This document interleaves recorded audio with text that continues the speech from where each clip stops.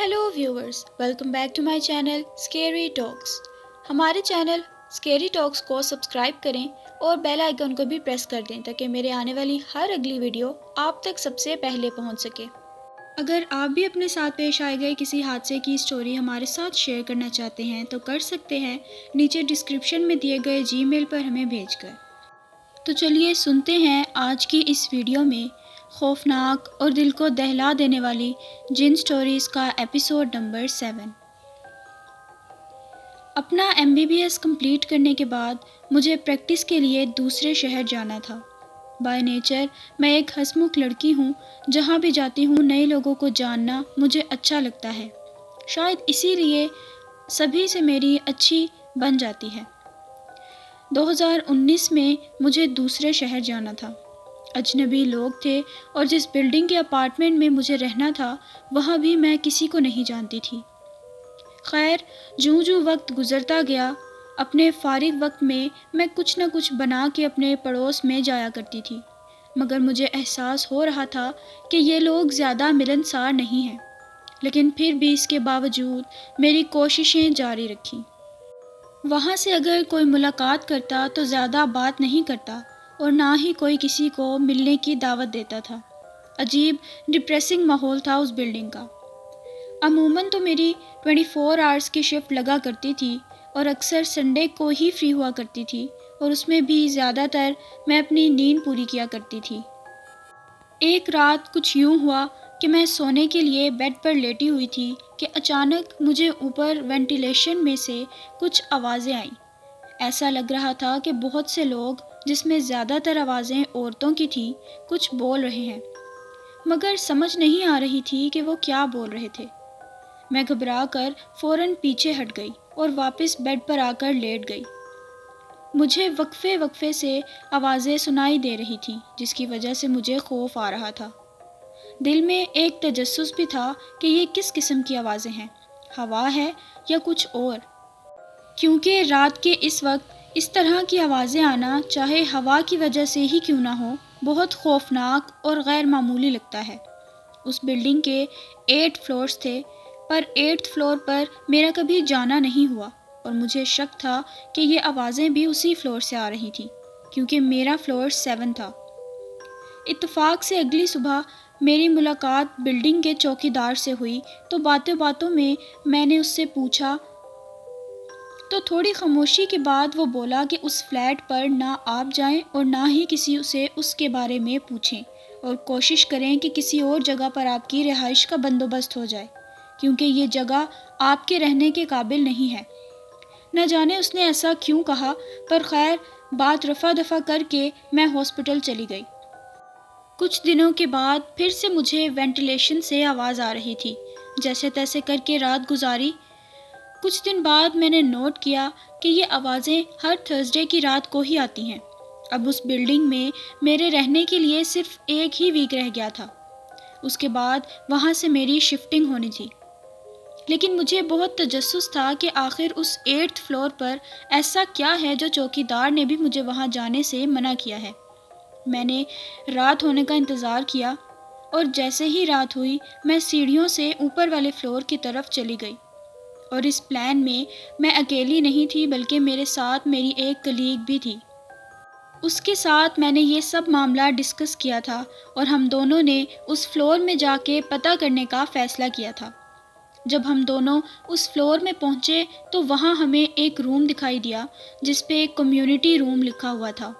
वह रूम उस बिल्डिंग के लोगों का मीटिंग पॉइंट था, जो आज से पहले मुझे मालूम ही नहीं था।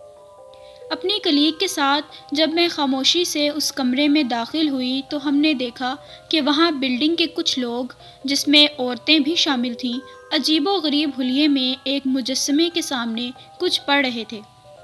उनके पढ़ने का अंदाज़ कुछ ऐसा था कि उसकी एक सांस आ रही थी और दूसरी जा रही थी। हमने जब उस मुजस्समे को देखा तो रोंगटे ही खड़े हो गए थे। काला मुजस्समा था और शैतान के जैसी शक्ल थी। ये देखकर हमारे रंग उड़ गए और अब हमें सारा का सारा मामला समझ आ रहा था कि क्यों चौकीदार ने हमें वहाँ जाने से मना किया था। दबे पाँव हम वहाँ से वापस अपने कमरे में आ गए। ہم دونوں ڈرے ہوئے تھے۔ میری کلیگ مجھ سے کچھ کہنے ہی والی تھی کہ اوپر سے اچانک دوڑنے اور گرنے مارنے کی آوازیں آنے لگیں، اور ساتھ ہی عورتوں کی آواز ایسے آ رہی تھی جیسے ان پر تشدد ہو رہا ہو۔ بہت خوفناک صورتحال تھی۔ بس اس رات سے اگلی ہی صبح میں نے شفٹنگ کر لی اور دوبارہ کبھی بھی اس بلڈنگ کی طرف نہیں گئی۔ یہ میرے لیے ایک انتہائی غیر معمولی واقعہ تھا جس کو سوچتے ہوئے آج بھی خوف آتا ہے۔ اب بڑھتے ہیں اپنی آج کی اگلی کہانی کی طرف۔ میرا اپارٹمنٹ بلڈنگ کے 3rd فلور پر واقع ہے۔ 3rd فلور پر ٹوٹل 15 اپارٹمنٹس ہیں اور اسی طرح ہر فلور پر اپارٹمنٹس موجود ہیں۔ اکثر جب بچے کھیل کود رہے ہوتے ہیں تو آواز گونجتی ہے۔ میرے اپارٹمنٹس کے اوپر والے اپارٹمنٹ میں ایک آنٹی کی فیملی رہتی تھی جن کے ساتھ میری کافی اچھی بات چیت تھی، اور بات چیت بھی ان کے ساتھ اس طرح شروع ہوئی تھی کہ جب ان کے بچے زیادہ شور کرتے تھے تو مجھے اوپر ان کے اپارٹمنٹ میں جا کر ریکویسٹ کرنی پڑتی تھی۔ اس طرح اس فیملی سے میری بات چیت ہوتی رہتی تھی اور اکثر وہ مجھے کھانے کے لیے دعوت بھی دیا کرتے تھے۔ ان کا چھوٹا بیٹا بہت شرارتی ہے، اس کو بس کھیل کود کا بہانہ چاہیے ہوتا ہے۔ وہ اکثر میرے گھر پلے اسٹیشن پر گیمز کھیلنے کے لیے آ جایا کرتا تھا۔ اسی بہانے وہ زیادہ اچھل کود بھی نہیں کرتا تھا۔ آفس سے ونٹر بریک ملی تو میں گھر چلا گیا۔ تقریباً 1 ہفتہ رہا اور پھر اس کے بعد میری واپسی ہو گئی۔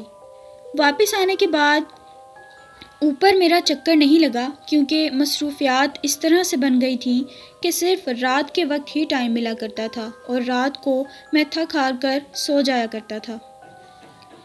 واپس آنے کے بعد دوسری رات تھی۔ مجھے اوپر والے اپارٹمنٹ سے آوازیں آ رہی تھیں۔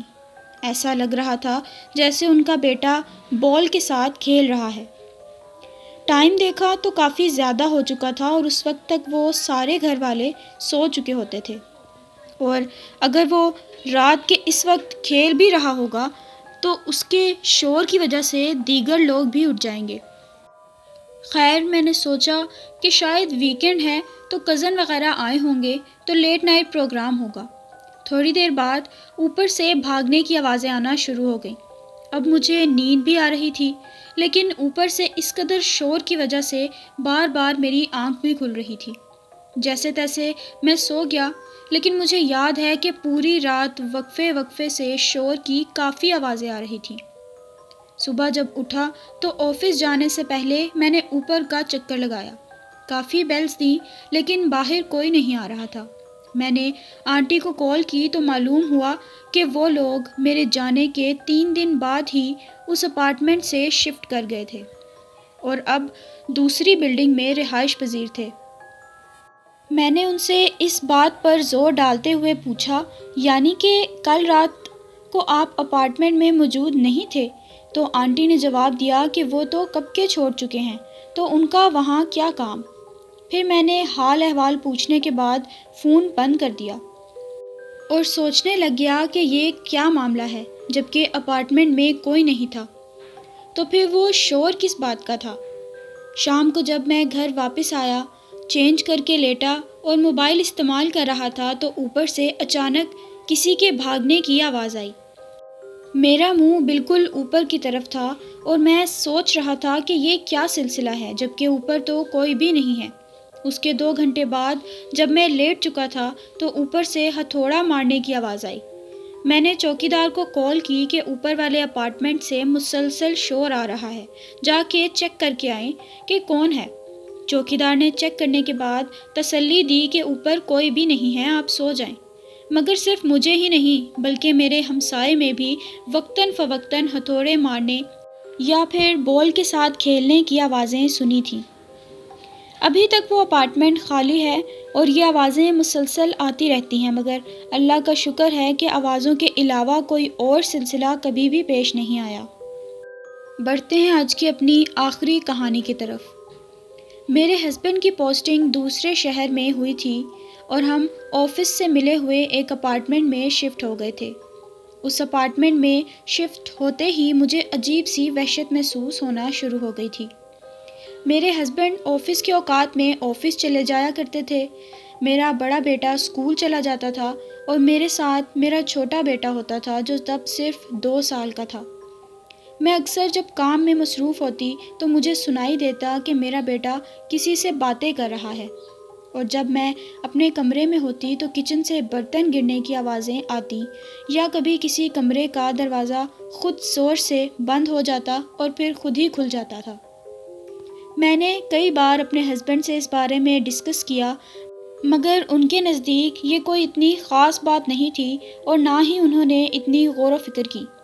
ایک رات مجھے بیڈ روم کے باہر سے کسی کے چلنے کی آواز آئی تو میں نے باہر جا کر دیکھا۔ میں نے اپنی پوری تسلی سے باہر دیکھا پر مجھے کوئی بھی نظر نہیں آیا۔ دیکھنے کے بعد جب میں کمرے میں واپس آنے لگی تو فریج کی جانب دیکھ کر میں حواس باختہ ہو گئی اور میرا منہ کھلا کا کھلا رہ گیا۔ جب میری نظر فریج کے پاس پڑی تو میں نے دیکھا کہ فریج اور دیوار کے درمیان مجھے کسی کا عکس نظر آیا۔ میں نے ایک گہری سانس لی اور کمرے میں آ کے پانی کا ایک گلاس پیا۔ میرے ہسبینڈ نے مجھ سے پوچھا کہ کیا بات ہے تو میں نے انہیں بتایا کہ کوئی فریج کے پاس کھڑا ہے۔ انہوں نے اسے میرا وہم قرار دے کر نظر انداز کر دیا۔ اس بات کو کچھ ہی دن گزرے تھے کہ رات کے وقت اچانک سے میری آنکھ کھلی۔ مجھے ساتھ والے کمرے سے اپنے چھوٹے بیٹے کی آواز آ رہی تھی کہ وہ کسی سے بات کر رہا ہو، لیکن رات کو جب بھی اس کی آنکھ کھلتی تھی عموماً روتا ہی تھا۔ ایسا پہلی ہی بار ہوا تھا کہ اس کی اپنی زبان میں وہ کسی سے باتیں کر رہا تھا۔ جب میں بچوں کے کمرے کی طرف گئی تو دیکھا کہ میرا چھوٹا بیٹا بیڈ پر بیٹھے سامنے منہ کیے کسی سے بات کر رہا تھا۔ میں نے اس طرف دیکھا تو الماری کے ساتھ دیوار کے کنارے مجھے پھر سے ایک سیاہ عکس نظر آیا۔ اسے دیکھ کر میرے منہ سے ایک زوردار چیخ نکلی اور اسی کے ساتھ میرے منہ پر کمرے کا دروازہ بند ہو گیا۔ اتنی دیر میں میرے ہسبینڈ بھی اٹھ گئے تھے اور انہوں نے اٹھ کر لاؤنج کی لائٹس آن کر دی اور کمرے کا دروازہ کھولنے کی کوشش کی، مگر دروازہ کھلنے کا نام ہی نہیں لے رہا تھا۔ ساتھ ہی میرے دونوں بیٹے اندر کمرے میں رونے لگے۔ میری جان گلے میں اٹکی ہوئی تھی اور میرے ہسبینڈ دروازہ کھولنے کی بھرپور کوشش کر رہے تھے۔ جوں جوں بچے رو رہے تھے اندر سے چیزیں گرنے اور پٹکنے کی آوازیں بھی آ رہی تھیں۔ آخر کار میرے ہسبینڈ نے لوک توڑ کر دروازہ کھول دیا۔ دونوں بچے بہت ڈرے ہوئے تھے۔ اب میرے ساتھ ساتھ میرے ہسبینڈ کو بھی یقین آ گیا تھا کہ اس فلیٹ میں کچھ نہ کچھ گڑبڑ ضرور ہے، اور ہم نے فیصلہ کیا کہ اب ہم اس فلیٹ میں نہیں رہیں گے۔ اگلے دن میرے ہسبینڈ نے اپنے سینئر آفیسر سے بات کی اور ہم اس اپارٹمنٹ سے شفٹ کر گئے۔ آج بھی وہ اپارٹمنٹ خالی ہے اور اگر کوئی وہاں رہنے کے لیے جاتا بھی ہے تو 2 یا 3 دن سے زیادہ ٹک نہیں پاتا اور آخر کار اسے وہ اپارٹمنٹ چھوڑنا ہی پڑتا ہے۔ تو دوستو، یہ تھی میری آج کی ہارر سٹوریز کا ایپیسوڈ نمبر 7۔ امید کرتی ہوں کہ آپ کو میری آج کی ویڈیو پسند آئی ہوگی۔ اگر پسند آئی ہے تو میرے ویڈیو کو لائک کریں، شیئر کریں اور سبسکرائب کریں میرے چینل کو مزید ایسی ہارر سٹوریز سننے کے لیے۔ اگر آپ بھی اپنے ساتھ پیش آئے گئی کسی حادثے کی سٹوری ہمارے ساتھ شیئر کرنا چاہتے ہیں تو نیچے ڈسکرپشن میں دیے گئے جی میل پر بھیج کر سکتے ہیں۔ میں ملوں گی اب آپ سے ایک نئی ہارر سٹوری کے ساتھ۔ Thanks for watching.